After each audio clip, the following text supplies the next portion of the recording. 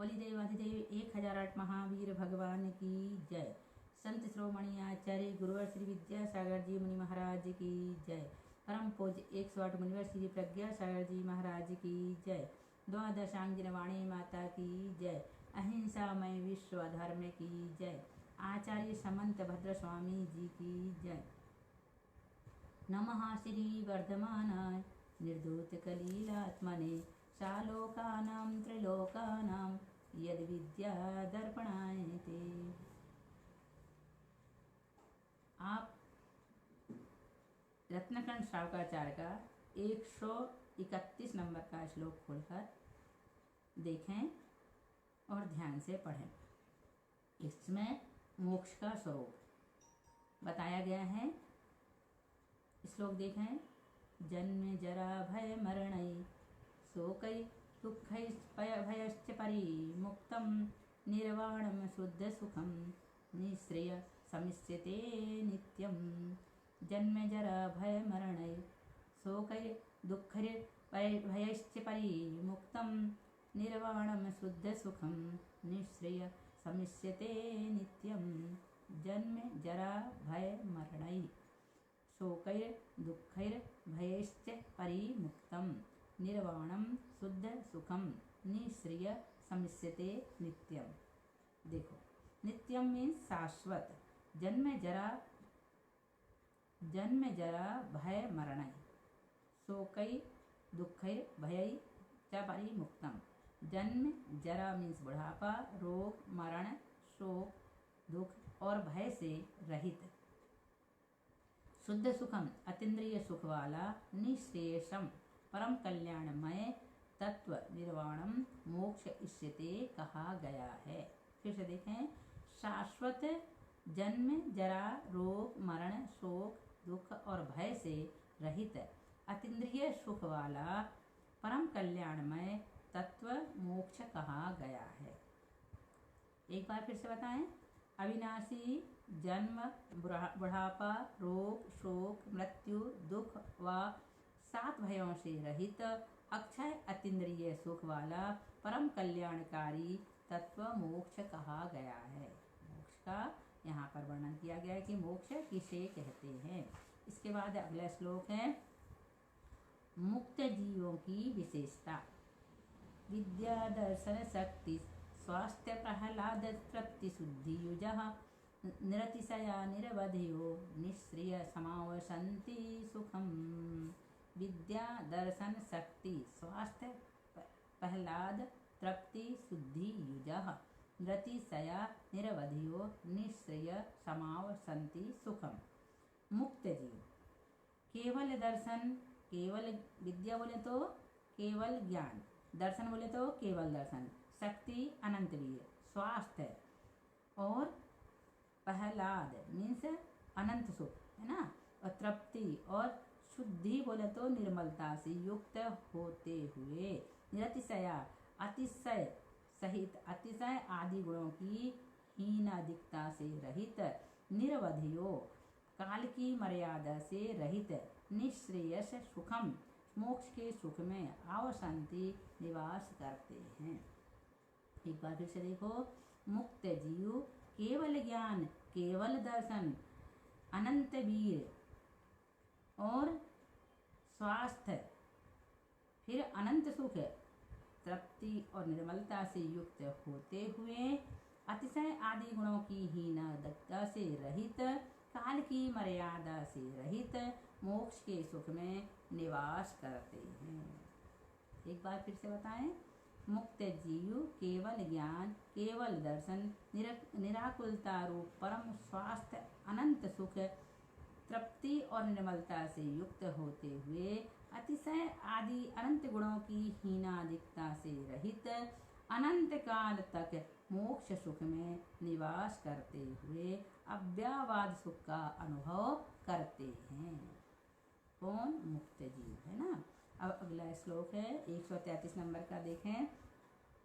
काले कल्पस्ते पिच गते शिवानां च न विक्रिया लक्ष्या उत्पातोऽपि यदि स्यात् त्रिलोक संभ्रांति करणपटुः।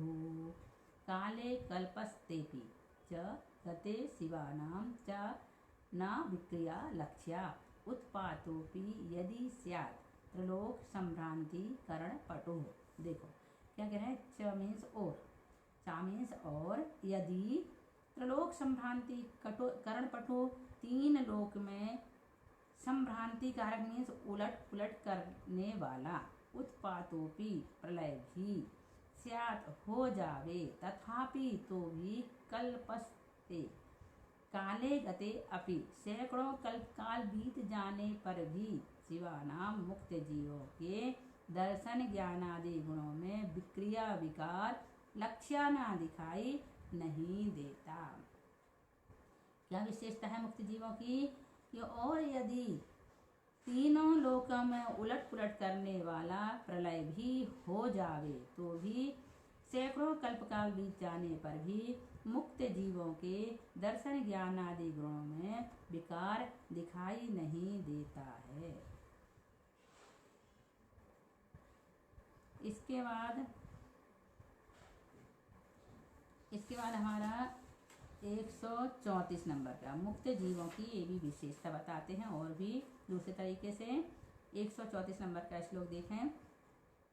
निःश्रिय समाधिपन्न त्रैलोक्य शिखामणि श्रियं ददते निष्कीर्तिकालिका छवि चामीकर भासुरात्मानः।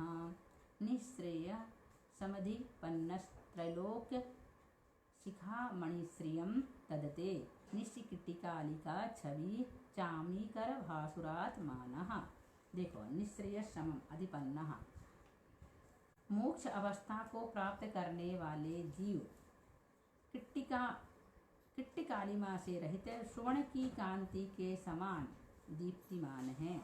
आत्मा जिनका ऐसे होते हुए तीन लोक में त्रिलोक शिखामणि श्रियम, तीन लोक में शिरोमणि भूत शोभा को ददते धारण करते हैं। एक बार फिर से बताते। सिद्ध अवस्था को प्राप्त करने वाले जीव किट्टिकालिमा से रहित स्वर्ण की कांति के समान देदीप्यमान होते हुए तीन लोक में शिरोमणि भूत शोभा को धारण करते हैं। सरल है, बन जाएगा आपसे। अब अगला देखें 135 नंबर का श्लोक। संलेखना के प्रभाव से अभ्युदय। पूजार्थागैश्वर्यै बल परिजन काम भोग भूयष्ठै अतिशयति भुवन अद्भुत मभ्युदयम फलति सद्धर्मः। देखो पूजार्था गैश्वर्यै बल परिजन पकाम भोग भूयष्ठै अतिशयति भुवन मद्भुत मभ्युदयम फलति सद्धर्मः। सद्धर्म में संलेखना व्रत के द्वारा प्राप्त पुण्य विशेष। यह हुआ क्या? सद्धर्म। बल परिजन काम भोग भूयष्ठै, बल यानी पराक्रम, परिवार, भोग सामग्री से परिपूर्ण, पूजा अर्थ आज्ञा ऐश्वर्य, प्रतिष्ठा धन और आज्ञा के ऐश्वर्यों के द्वारा अतिशयति भुवनम अतिक्रांत किया है लोक को, जिसने ऐसे अद्भुत अभ्युदयम आश्चर्यकारी इंद्रादि पद की प्राप्ति रूप अभ्युदय को फलता है। फिर से देखें। संलेखना व्रत के द्वारा प्राप्त पुण्य यही हुआ। सद्धर्म बल पराक्रम, परिवार, भोग सामग्री से परिपूर्ण, प्रतिष्ठा धन और आज्ञा के ऐश्वर्यों के द्वारा अतिक्रांत किया है लोक को, जिसने ऐसे आश्चर्यकारी इंद्रादि पद की प्राप्ति रूप अभ्युदय को फलता है। अर्थात एक बार फिर से बताते। संलेखना व्रत के द्वारा संचित पुण्य रूप सद्धर्म विशेष बल, पराक्रम, परिवार, भोग की सामग्री से परिपूर्ण, प्रतिष्ठा धन वैभव और आज्ञा के ऐश्वर्यों सहित लोकातिशय साई इंद्रादि पद की प्राप्ति रूप अभ्युदय को प्राप्त कराता है। हमारा कहने का मतलब ये है कि जब भी मरण हमारा हो संलेखना पूर्वक ही हो। इस प्रकार की भावना हमें इस अध्याय को पढ़ करके रखना है। मरण को कुमरण में परिणित नहीं करना, बल्कि हमारा मरण सुमरण पूर्वक हो, अच्छी तरह से मरण हो। भगवान का नाम लेते लेते, नमोकार मंत्र पढ़ते पढ़ते, सभी प्रकार का त्याग करते हुए, दान धर्म करते हुए हमारा मरण हो, अर्थात हमारे प्राणों का विसर्जन हो। इस प्रकार से निराकुलता पूर्वक जो संलेखना धारण करता है उसको मोक्ष सुख की प्राप्ति होती है। तो हमें भी मोक्ष सुख की प्राप्ति हो, इसी भावना के साथ बोलिए महावीर भगवान की जय।